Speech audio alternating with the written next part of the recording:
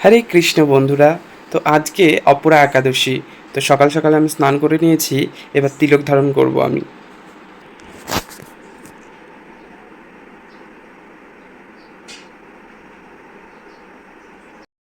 তো বন্ধুরা, আমার তিলক কাটা হয়ে গেছে। এখন সুন্দর করে দেখুন তিলক কেটে নিয়েছি।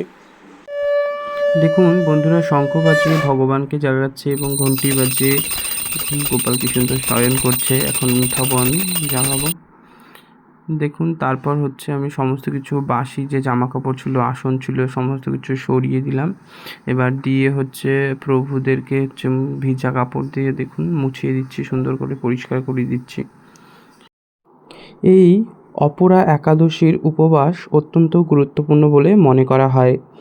এই উপবাস পালন করলে একজন ব্যক্তি সমস্ত পাপ থেকে মুক্তি পান। তাছাড়া অপরা একাদশীর দিনে ভগবান বিষ্ণুর পূর্ণ আচার অনুষ্ঠানের মাধ্যমে পুজো করা হয়। পদ্মপুরাণে অপরা একাদশীর উপবাসের সম্পূর্ণ কাহিনী উল্লেখ করা হয়েছে। দেখুন গোপালকে আমি তুলে নিয়ে আসলাম, কি সুন্দর অপূর্ব লাগছে। তারপর গোপালের বিছানা সমস্ত কিছু ঝেড়ে আমি গুছিয়ে রাখছি। তারপর আমি চলে গেলাম হচ্ছে, যেহেতু আজকে একাদশী, তো বাজারে একটু ফুল ফল নিয়ে আসতে। কালকে মা নিয়ে এসেছিলো 3 কেজি আম আর হচ্ছে শশা নিয়ে এসেছিলো। আমি তরমুজ, কলা এগুলো নিয়ে আসলাম আর কিছু ফুল নিয়ে আসলাম, দেখতেই পারবেন আপনারা। দেখুন কি অপরূপ পরিবেশটা, সুন্দর গাছপালায়। এই রাস্তাটা দিয়েই আমি সবসময় বাজারে যাই, খুবই সুন্দর লাগে এই রাস্তাটা আমার। তো এই দিক দিয়েই আমি সবসময় যাই, গাছপালায় ভরা সবুজ একদম। দেখুন মাঠে সকালবেলা সবাই প্র্যাকটিস করছে ফুটবল, যার যেটা প্র্যাকটিস করার। দেখুন বাজার থেকে আমি নিয়ে চলে আসলাম হচ্ছে ফুল, রজনীগন্ধা, সাদা ফুল, গাঁদা ফুল, তুলসীপত্র আর এই ফলগুলো নিয়ে এসেছি। তারপর এই যে এইদিকে ফল ফুল সমস্ত কিছু ফলগুলো ধোয়া হয়ে গেছে। ধুয়ে টুয়ে হচ্ছে দেখুন গোপালকে কি সুন্দর আমি স্নান করে নীল কালারের ড্রেস পরিয়ে দিয়েছি সুন্দর করে, খুবই সুন্দর লাগছে গোপালকে দেখতে। তো এই দেখুন চন্দনের টিকা করে দিচ্ছি সমস্ত রাধা মাধব, জগন্নাথ প্রভুকে এবং গুরু মহারাজকে। দেখুন তারপর তুলসীপত্র সবার চরণে আমি দিয়ে দিচ্ছি একটা একটা করে, খুবই সুন্দর লাগছে। দেখুন অপূর্ব দৃশ্য।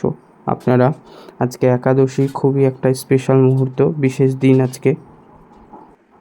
মহাভারতের যুগে একবার যুধিষ্ঠির ভগবান কৃষ্ণকে জিজ্ঞাসা করেছিলেন, হে প্রভু, জ্যেষ্ঠ কৃষ্ণ একাদশীর নাম কি এবং এর তাৎপর্য কী, দয়া করে আমাকে বলুন।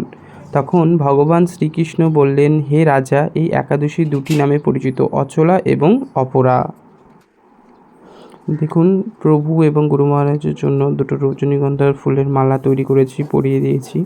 এবং হচ্ছে আগের দিন হচ্ছে ওই প্রভুদের মালাগুলো ধুয়ে দিয়েছিলাম কাপড়ে, আজকে পরিয়ে দিলাম এবং ফুল দ্বারা সজ্জিত করে দিয়েছি। দেখুন প্রভুদের জন্য ফলমূল কেটে রেডি করা হয়েছে, বানিয়ে প্রভুকে এবার খেতে দিয়েছি। দেখুন আপনারা দর্শন করুন, খুবই ভালো লাগবে আপনাদের দর্শন। প্রভুকে আরতি করে নিচ্ছি আমি।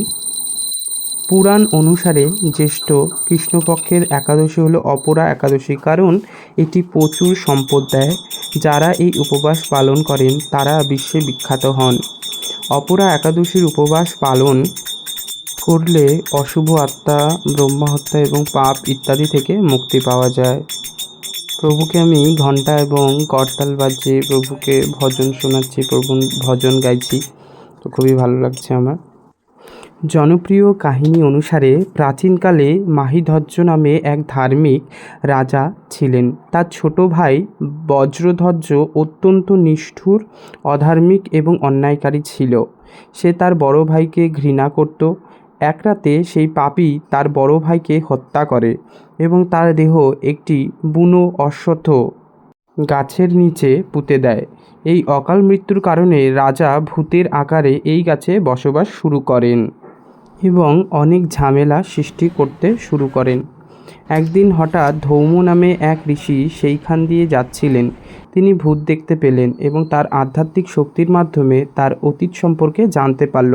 তার আধ্যাত্মিক শক্তির সাহায্যে কারণ বুঝতে পেরেছিল। দেখুন পুজোর শেষে আমি হচ্ছে প্রভুর প্রসাদ পাচ্ছি। তো খুবই আনন্দ হচ্ছে এই একাদশী পালন করে, যাতে প্রভুর কাছে প্রার্থনা করি এই একাদশীটা খুব ভালো মতো করতে পারি। আমি, মা এবং আমার ওয়াইফ করছে, 3জন মিলেই করছে একাদশীটা আজকের। চলুন তাহলে আবার হচ্ছে আমাদের ওই কাহিনীটাতে ফিরে যাওয়া যাক।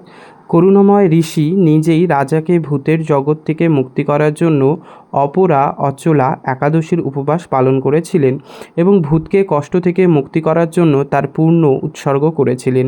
এই পুণ্যের প্রভাবে রাজা ভূতের জগৎ থেকে মুক্তি পান। ঋষিকে ধন্যবাদ জানিয়ে তিনি দিব্যদেহ ধারণ করেন এবং পুষ্পক বিমানে স্বর্গে যান। তো এটাই ছিল অপরা একাদশীর মাহাত্ম্য কথা, আপনারা শ্রবণ করলেন। তো সকলে মিলে একবার বলুন হরে কৃষ্ণ আমার সাথে সাথে, রাধে রাধে, বল হরি বল। চলুন সকলে মিলে হরে কৃষ্ণ মহামন্ত্র জপ করি। হরে কৃষ্ণ কৃষ্ণ কৃষ্ণ হরে হরে, হরে রাম রাম রাম হরে হরে। সকলে ভালো থাকবেন।